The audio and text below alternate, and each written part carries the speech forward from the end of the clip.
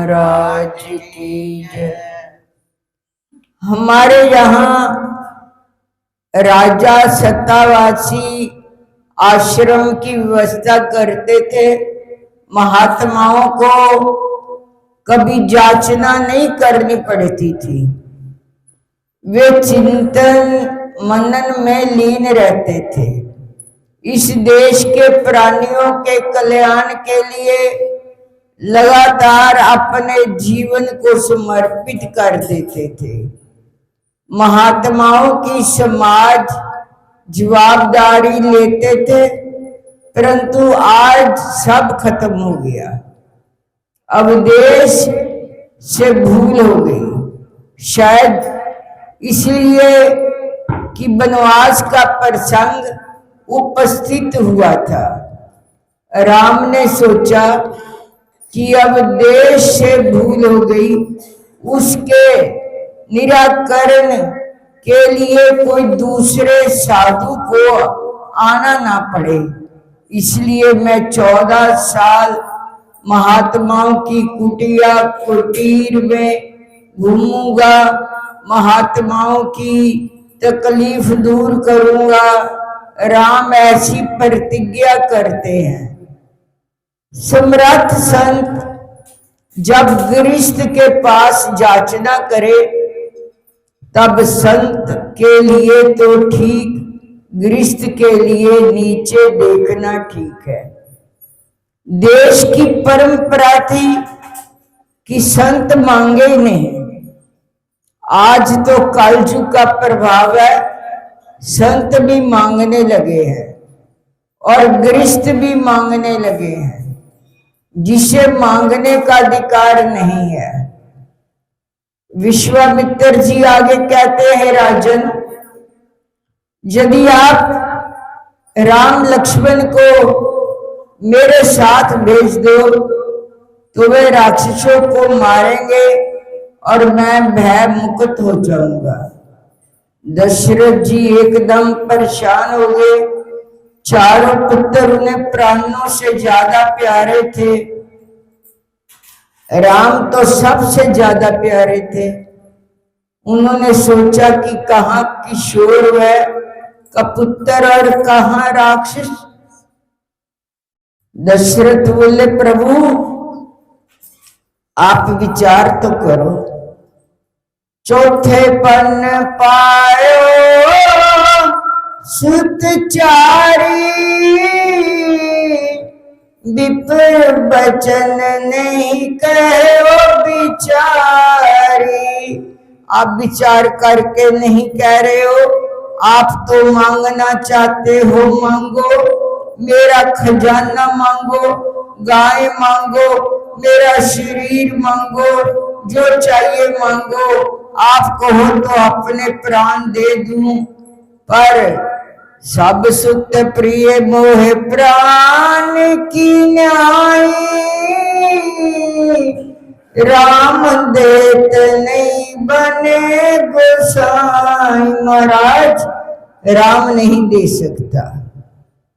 उन्होंने राम का हाथ पकड़ लिया। राम को छोड़कर जो चाहिए मांग लो। आप विचार करके नहीं बोल रही हैं, अविवेक कर डाला। वशिष्ठ जी ने सोचा कि राजवी अगर ज्यादा बोलेंगे तो विश्वामित्र क्रोधी महात्मा शाप दे देंगे। सिद्धांतों में उसके साथ मेरी अनबन है। विश्वामित्र जी ये मानेंगे कि जो भी है तो वशिष्ठ के शिष्य, मेरी बात कहां से मानेंगे। मेरे जजमान को यदि आप देंगे तो अनर्थ होगा। गुरु का हृदय दुखी हो उठा। गुरु कितने दयालु होते हैं। मेरे शिष्य को कुछ भी नहीं होना चाहिए। वशिष्ठ जी को चिंता होने लगी। दशरथ जी को आदेश दिया, मैं कहता हूं राम को सौंप दो। जब गुरु ने कहा तब दशरथ जी कुछ नहीं बोले। ये हमारे यहाँ गुरु की परंपरा है, गुरु के बोलने के बाद कुछ भी नहीं बोला जाता। राजा ने कहा गुरुदेव आप कहते हो तो मना नहीं करूंगा। राम का हाथ छोड़ दिया। राजा ने राम लक्ष्मण को विश्वामित्र जी के साथ जाने का आदेश दिया। दोनों राजकुमार विश्वामित्र जी के साथ चले गए। रास्ते में ताड़का राक्षसी मिली। राम ने एक ही बाण से मार डाला। प्रभु तो दया के अवतार होते हैं, उन्होंने ताड़का को प्रभु का धाम दिया। विश्वामित्र जी ने प्रसन्न होकर राम को, जो सर्व विद्या संपन्न थे, 2 प्रकार की विद्या, बला और अति बला दी। थोड़ी देर में वे आश्रम में पहुंच गए। एक रात विश्वामित्र जी के आश्रम में बीत गई। दूसरे दिन सुबह विश्वामित्र जी को कहना भी न पड़ा कि यज्ञ का आरंभ करें। राम ने सामने से कहा, प्रातः काल मुनि सन रघुराई, निर्भय यज्ञ करो तुम जाई। महाराज आप यज्ञ कार्य शुरू करो, मैं और लक्ष्मण दोनों दिशाओं में खड़े हैं। अब कोई आपके यज्ञ में विक्षेप नहीं करेगा। दोनों और रघुवंशी खड़े हो। महात्माओं ने यज्ञ प्रारंभ किया। यज्ञ कुंड का पवित्र धुआं आकाश में निकला। देखकर मरीच और सुबाहु अमंगल द्रव्य लेकर दौड़े। मरीच को देखते ही भगवान ने फन बिना के बाण को फेंका। 7 योजन 400 कोस दूर समुद्र के किनारे अखंड बाण जिसे लगे तो वह बच नहीं सकता, मुक्ति होती है। अतः खंडित बाण मारा, क्योंकि मारीच को अभी मुक्त नहीं करना। रामायण की लीला भगवान को करनी थी, उसमें मारीच का महत्वपूर्ण पात्र था। राम ने सोचा कि मरीच को इस समय मार डालूंगा तो रावण किससे मदद लेगा। रावण को अनुकूलता दो, इसलिए राम ने सामने से रावण की ओर बाण फेंका। फिर सुबाहु आया, उसे एक ही बाण से आकाश में जला दिया। राक्षसों का विनाश हुआ। देवताओं ने पुष्प वृष्टि की। महर्षि विश्वामित्र का यज्ञ राघवेंद्र ने पूर्ण कराया। संत नाचने लगे, जय जयकार हुआ। दोनों भाइयों ने विश्वामित्र को वंदन किया। विश्वामित्र जी गद गद हो गए। धन्य हो राघव, हम महात्माओं का यज्ञ कार्य पूरा हुआ है, जिससे अति आनंद हुआ। बोलो श्री गुरु महाराज की जय। बोलो श्री स्वामी जी महाराज की जय। कार्तिक महात्म। राजा पृथु ने नारद जी से पूछा, हे नारद जी, तब दैत्यराज ने क्या किया, वे सब मुझे विस्तार से सुनाइए। नारद जी ने बताया कि उनके चले जाने पर जलंधर ने अपने राहु नामक दूत को बुलाकर कैलाश पर जाने की आज्ञा दी। कहा कि वहां पर एक जटाधारी शंभु नामक जोगी रहता है, उससे मेरा ऐश्वर्य कहकर उसकी सर्वांग सुंदरी भामनी को मेरे लिए मांग लाओ। यह सुनकर वह दूत शिव जी के स्थान पर पहुंचा और नंदी ने उसे सभा के भीतर नहीं जाने दिया, किंतु वह अपनी उग्रता से शिव की सभा में चला गया। शंकर के आगे बैठकर उनकी आज्ञा ले सब संदेश कह सुनाया।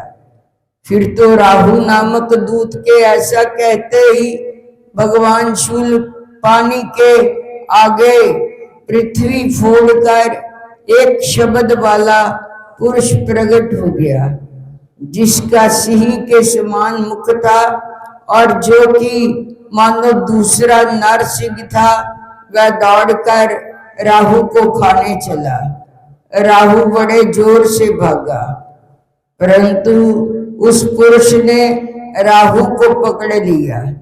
फिर उसने शिव जी की शरण ले अपनी रक्षा मांगी।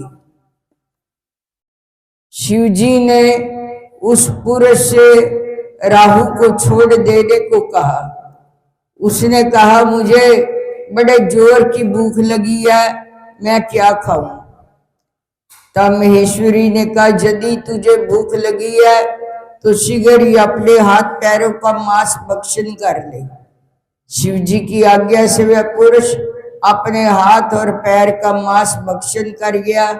अब केवल उसका सिर मात्र शेष रह गया। तब उसका ऐसा कृत्य देख शिव जी ने प्रसन्न होकर उसे अपना आज्ञाकारी मानकर अपना परम प्रिय गण बना लिया और कहा कि मेरी पूजा की तरह अब तेरी भी सदैव पूजा होती रहेगी। जो मेरी पूजा नहीं करेगा वह मेरे प्रिय न होंगे। शिव जी से ऐसा वर पाकर उस पुरुष को बड़ी प्रसन्नता हुई। उस दिन से वह शिव जी द्वारा स्वीकृति मुख नामक गण को होकर स्थित रहने लगा। राजा पृथु ने कहा, हे नारद जी, ये तो अपने महाप्रभु शंकर की बड़ी अद्भुत कथा सुनाई है, अतः कृपया करके आप ये भी बतलाइए कि उस समय राहु उस पुरुष से छूटकर कहाँ गया? नारद जी ने कहा, उससे छूटने पर वह बर्बर नाम से विख्यात हो गया। मानो नया जन्म पाकर उसने अपने आप को धन्य माना तथा वह धीरे धीरे जलंधर के पास गया। वहां उसने शंकर जी को चेष्टा कही। उसे सुनकर दैत्यराज को बड़ा क्रोध आया। उसने सब दैत्यों की सेना सजाने की आज्ञा दी। कालनेमी, शुभ निशुभ आदि सभी महाबली दैत्य तैयार होने लगे। एक से एक महाबली दैत्य करोड़ों की संख्या में निकलकर युद्ध के लिए तैयार हो गए। महाप्रतापी सिंधु पुत्र शिवजी से युद्ध के लिए निकला। उसने आगे महर्षि शुक्राचार्य छिन्न सिर राहु हुआ। फिर तो उस समय जलंधर का मुकुट खिसक कर धरती पर पड़ा। आकाश में मेघ छा गए और बड़े अपशगुन हुए। उधर इंद्र आदि सब देवताओं ने एकत्रित हो कैलाश पर जाकर शिवजी से सब वृत्तांत कहा और ये भी कहा कि आपने जलंधर से युद्ध करने के लिए जो भगवान विष्णु को भेजा था वह उसके वशवर्ती हो गए और लक्ष्मी सहित जलंधर के अधीन होकर उसके घर में निवास करते हैं।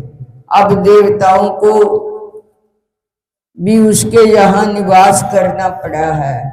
अब वह सागर पुत्र आपसे युद्ध करने को आ रहा है, अतः आप उसे मारकर हमारी रक्षा करो। बोल साचे बार की जय।